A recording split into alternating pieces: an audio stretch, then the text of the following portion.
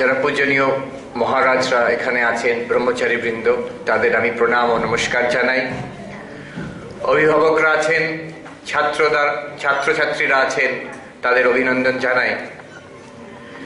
আজকে একটি বেশ ইন্টারেস্টিং সাবজেক্ট আমাকে বলা হয়েছে। সাবজেক্টটি হচ্ছে ক্যারিয়ার গঠন এবং সমাজ সেবার মধ্যে সমন্বয় সাধন।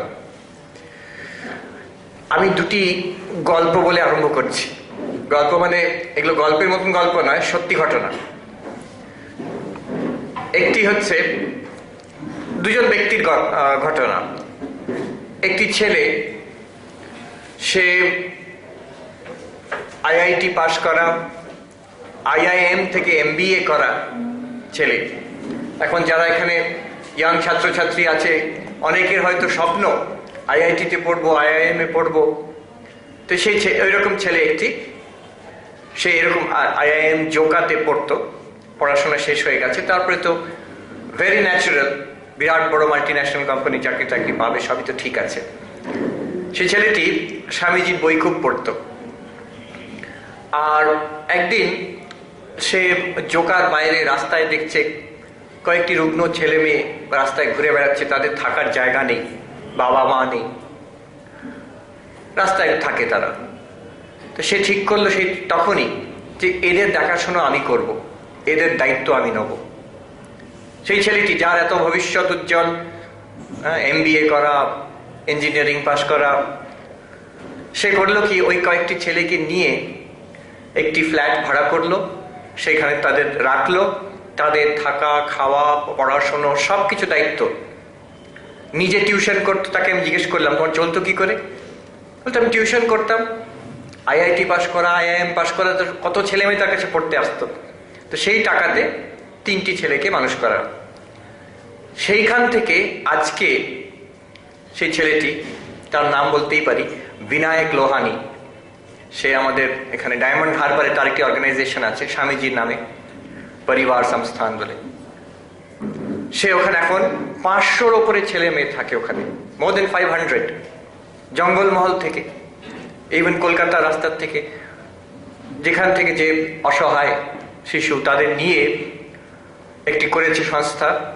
সেখানে তাদের থাকা, খাওয়া, পড়াশুনো, এমন নয়, অনেক জায়গায় যারা করে সোশ্যাল সার্ভিস অর্গানাইজেশন, কেউ হয়তো পড়াশুনোর টেক্সট বুকটা ফ্রি দিয়ে দিল, কেউ স্কুলের ইউনিফর্মটা দিয়ে দিল, কেউ হয়তো একবেলা খাওয়া কিংবা একটু দুধ ফ্রি সাপ্লাই করে দিল। তা নয়, ও বলছে যে এরকম করে তো শিশুকে মানুষ করা যায় না। এ একটু দান করছে, ও একটু দান করছে, এরকম ভাবে হয় না। ও বলছে যে আমি এদের বাবা মা, এই 500 জন, এখন 500 পরে কত হবে আমি জানি না, এদের বাবা মা আমি। যতদিন না এরা নিজের পায়ে দাঁড়াবে ততদিন আমি এদের দায়িত্ব নিচ্ছি। আমি বললাম যে তোমার 3টি ছেলের জন্য টিউশন করে চলে যেত, আর 500 জনের জন্য কি করো? সরকার থেকে পয়সা দেয়? বলছে 1 পয়সাও নিই না কারোর কাছ থেকে। তখন টিউশন করে পয়সা রোজগার করতাম, এখন 1 পয়সা, এখন টিউশনও করি না, কারোর কাছ থেকে 1 পয়সাও চাই না। কি করে চলে? বলছে আমার বিশ্বাস এটা স্বামীজির কাজ, আমার বিশ্বাস স্বামীজির কাজ, স্বামীজি চাইছেন এই কাজটা হোক, উনি জোগাড় করে দেন। ওর আসলে অনেক আইআইটি, আইআইএম এর পরিচিত সব আছেন, যারা তার জুনিয়র, সিনিয়র, তার সমবয়স্ক, তারা বিরাট বিরাট চাকরি করেন, তারা প্রচুর টাকা দেন, অন্য অনেক সংস্থাও তাদের টাকা দেন। এইভাবে সে চালাচ্ছে। অদ্ভুত, যদি কখনো পারেন গিয়ে দেখে আসতে পারেন। স্বামীজির বই পড়তো ছেলেটি। এটা 1 নম্বর। দ্বিতীয় ঘটনাটি একটু অন্যরকম। সে কিন্তু সবকিছু ছেড়ে দিয়ে, ক্যারিয়ার ছেড়ে দিয়ে সমাজ সেবাতে লেগে গেছে, এরকম নয়, অন্যরকম। এও আইআইএম পাশ করা একজন খুব বড় কোম্পানির এক্সিকিউটিভ।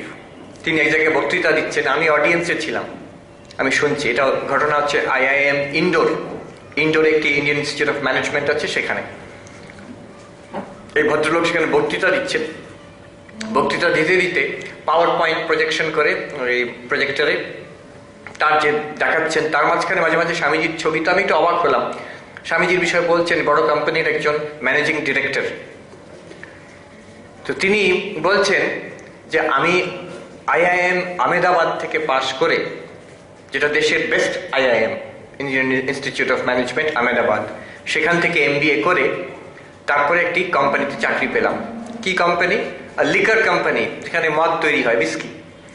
তো সেখানে বিরাট বড় চাকরি, মাসের কত লক্ষ টাকা মাইনে যে তা ঠিক নেই। আর তরতর করে তার পজিশন মানে প্রমোশন হচ্ছে। বলছেন আমি প্রত্যেক দিন স্বামীজির বই পড়তাম।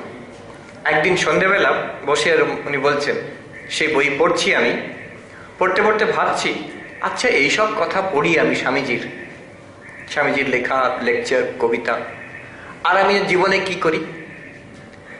What is my aim in life? আমার জীবনের পারপাসটা কি? আমি সারাদিন যে পরিশ্রম করছি একটি কোম্পানিতে, কত লোককে কত মদ খাওয়াতে পারবো, এটাই তো উদ্দেশ্য আমার। এই কোম্পানির উদ্দেশ্য আর কি হতে পারে? To make the maximum number of people drunk for the maximum amount of time. এটাই তো আমার জীবনের উদ্দেশ্য।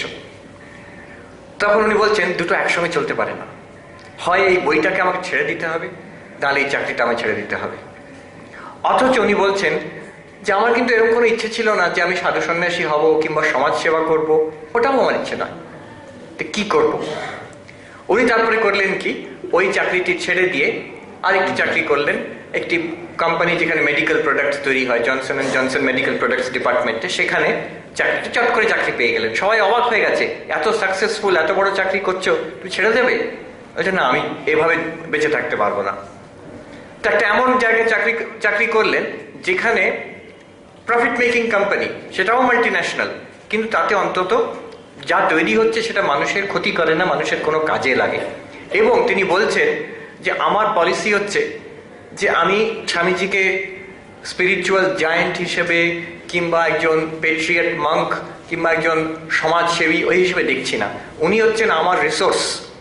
আমার জীবনে যা সমস্যা হয়, কোম্পানির সমস্যা, অফিসের সমস্যা, বাড়ির সমস্যা, আমার পার্সোনাল সমস্যা যা হয়, ওই ভদ্রলোক বলছেন আমি সবসময় স্বামীজির বই পড়ি, বই পড়ে সেইখান থেকে প্রত্যেকবার সমাধান পেয়েছি। কি করণীয়, কি অকরণীয়, কিভাবে জিনিসটাকে দেখবো, বুঝবো, সবকিছু সেইখান থেকে পেয়েছি আমি। বৈদ্যেশ বলে তামিল ভদ্রলোক। আমি দেখলাম যে দেখুন, তিনি স্বামীজিকে নিজের ভাবে বুঝেছেন। স্বামীজির বই পড়ছেন, তার থেকে নিজের জীবনের সমস্যা মেটাচ্ছেন, নিজের জীবন পাল্টে গেল। দুরকম, দুজনেই সন্ন্যাসী নন, দুজনেই যে সবকিছু ছেড়ে দিয়ে ব্রহ্মচারী হয়ে বেলুর মঠে পৌঁছে গেছেন তা নয়, কিন্তু তাদের নিজেদের জীবন পূর্ণরূপে পাল্টে দিয়েছেন স্বামীজির বই পড়ে পড়ে। আর যা জীবন ছিল তার থেকে অনেক বেশি উন্নত জীবন দুজনেই পেয়েছেন। এইটা বোঝার জন্য আমরা একটু গভীর দর্শনের মধ্যে যাব। স্বামীজির দর্শন কি ছিল, স্বামীজির যে ফিলসফি, সেটা বোঝার জন্য স্বামীজিকে একবার জিজ্ঞেস করা হয়েছিল যে তার দর্শনের বিষয়, তিনি তার নিজস্ব দর্শন কি। স্বামীজিকে যে রিপোর্টার জিজ্ঞেস করেছিলেন যে স্বামীজি, এটা কি সত্য যে শঙ্করাচার্য বলেছিলেন এক ব্রহ্ম আছে, ব্রহ্মই সত্য, জগৎ মিথ্যা, মানে ভগবানই সত্য আর জগৎ মিথ্যা, একই সত্য, বহুটা মিথ্যা। আর তার আগে ভগবান বুদ্ধ নাকি বলেছিলেন কোনো এক ব্রহ্ম বলে কিছু নেই, এই বহুর একটি ক্ষণিক বিজ্ঞান চলছে, মানে জগৎটি এক ক্ষণ থেকে আরেক ক্ষণ নশ্বর, এইভাবেই চলছে, একটা বহুর স্রোত চলছে। ভগবান বুদ্ধ বলছেন যে এক বলে কোনো বস্তু নেই, এই বহুর স্রোত চলছে, জন্ম মৃত্যু চক্র চলছে একটি। আর শঙ্করাচার্য বলছেন যে এইসব মিথ্যা, এর পেছনে একটি সত্য, এক সত্য আছে। The one alone is real, the many are false. And Buddha had preached that this world is a flux of the many. One বলে কিছু নেই। এটা কি সত্য? স্বামীজি বলছেন, yes. And what Ramakrishna Paramahamsa and I have done is to show that the one and the many are the same reality seen at different levels of spiritual realization. Swamiji বলছেন একটি মারাত্মক সত্য, বলছেন এক আর বহু, এক মানে ভগবান, ব্রহ্ম, আত্মা, যাই বোঝো, আর বহু মানে এই যা দেখছি আমরা, এই আমরা বসে আছি এতজন, এই জীব জগৎ, এটা হচ্ছে বহু। স্বামীজি বলছেন ঠিক বলেছ, ভগবান বুদ্ধ এরকম উপদেশ করেছিলেন, বহুর স্রোত চলেছে, এক বলে কিছু নেই, একের বিষয়ে কিছু বলেননি তিনি। শঙ্করাচার্য উপদেশ করেছেন এক ব্রহ্মই সত্য, বহু এই জগৎ মিথ্যা। আর ঠাকুর রামকৃষ্ণদেব আর আমি কি করেছি, তিনি আর আমি, আমরা দেখিয়েছি এই জগতে যে এক আর বহু হচ্ছে একই সত্তা। স্পিরিচুয়াল রিয়েলাইজেশনের বিভিন্ন স্তরে এই অনুভূতি হয়। যে জিনিসই ব্রহ্ম সেইটাই লীলাতে এই জগৎ। ঠাকুরের কথা, ব্রহ্মার শক্তি অভেদ, যাঁরই লীলা তাঁরই নিত্য, ঠাকুরের কথা, গভীর দার্শনিক তত্ত্ব। কিন্তু এইটাই হচ্ছে স্বামীজিকে বোঝার মূল। তিনি কেন বলছেন ভগবান লাভ জীবনের উদ্দেশ্য, আবার সেটাকে প্রকাশ করতে হবে। যে each soul is potentially divine, but the goal is to manifest this divinity. নিজের মধ্যে দেবত্ব আছে, অনন্ত শক্তি আছে। ধর্ম মানে কি? এইটাকে প্রকাশ করা, শুধু জানা নয়, শুধু অনুভব করা নয়, জীবনে এটাকে প্রকাশ করতে হবে। এই কথা উনি বলছেন। এক আর বহু হচ্ছে একই সত্তা। সিস্টার নিবেদিতা বলছেন যে if this be true, that the one and the many are the same reality, then not only religion but all work becomes mode of worship. আমরা যা করি জীবনে, সিস্টার নিবেদিতা বলছেন, আমরা জীবনে যা করছি, একজন পূজারী মন্দিরে বসে পুজো করছে, একজন গৃহিণী তার ঘরে রান্না করছে, একজন ছাত্র বসে পড়াশোনা করছে, বাচ্চারা খেলা করছে, এই যত রকম কাজ চলছে জগতে সবই কিন্তু তাহলে একই ব্রহ্ম। যদি এক আর বহু এক জিনিসই হয়, তাহলে সেই ব্রহ্ম যিনি এক, তিনি এই বহু রূপে একজন দেবতা হয়, পূজারী হয়, সেই গৃহিণী হয় রান্না করে, সেই শিশু হয় খেলার মাঠে, সেই ছাত্র হয় পড়ার ঘরে। It must be the same reality shining in all this ways. Sister Nivedita বলছেন তাহলে আমরা যত রকম কাজ করি এগুলো সবটাই তাহলে উপাসনা। এমন নয় যে একটা হচ্ছে আমার ঘরের কাজ, একটা অফিসের কাজ একদিকে, আর একটা ধর্ম। যে আমি ঘরে পড়াশোনা করছি কি স্কুলে পড়াই, এটা হচ্ছে আমার কাজ, আমার দৈনন্দিন জীবন, আর উদ্বোধনে গেলে সেটা হচ্ছে ধর্ম করছি আমি। এইরকম তফাৎ নয়। It is the one and the same reality. এই জন্য স্বামীজি বলছেন এক জায়গায় যে the one who thinks that I will go to a Himalayan cave and sit and meditate and die there, he has missed the way. যে ধর্ম আমি ভগবান লাভ করব বলে পালিয়ে গিয়ে হিমালয়ের একটি গুফাতে মধ্যে বসে ধ্যান করে মরে যাব, জগৎটা মিথ্যা বলে ত্যাগ করে দিলাম, সে ভুল দিকে চলে গেছে। সে লক্ষ্যকে ধরতে পারেনি, ঠিক জায়গাটাকে বুঝতে পারেনি সে। And if he plunges headlong into the enjoyments of the world, he too has missed the way. সে যদি আবার জগতের বিলাসিতার মধ্যে লাভ দিয়ে আমি জগৎকে ভোগ করব, যতদিন বেঁচে আছি ফুর্তি করব, তারপরে মরে গেলে কি হবে আমি জানি না, ভগবান আছেন, ব্রহ্ম আছেন, আত্মা আছে, এসব জানি না, বুঝি না, বিশ্বাস করি না, জগৎকে আমি ফুর্তি করে I want to enjoy, এটা যে ভাবছে, স্বামীজি বলছেন he too has missed the way. He too has missed the way. সেও লক্ষ্যভ্রষ্ট হয়েছে। তাহলে কোনটা, what is the way? তাহলে উপায় কি? উপায় কি? স্বামীজি বলছেন the way is to defy the world. এই যে জগতের আমার অনুভূতি হচ্ছে, আমি যেখানে আছি, যে অবস্থাতে আছি, সেইখানেই ভগবানকে দেখা, আত্মা ব্রহ্মকে দেখা, অনুভব করা। কেন? আবার সেই এক তত্ত্ব, one and the many are the same reality. যারই নিত্য তারই লীলা, যিনি ব্রহ্ম তিনি এই জগৎ রূপে বহুরূপে প্রতিভাত হচ্ছেন। কাজেই আমি যদি ভগবানকে পেতে চাই, এটাকে ছেড়ে কোথায় পাবো? আর একটু সরল করে বলি, সোনার গয়না আছে, সোনার গয়না আছে, আংটি আছে, একটি হাতে পরার জন্য বালা আছে, গলায় পরার জন্য হার আছে। আংটি, বালা আর হার সোনার তৈরি।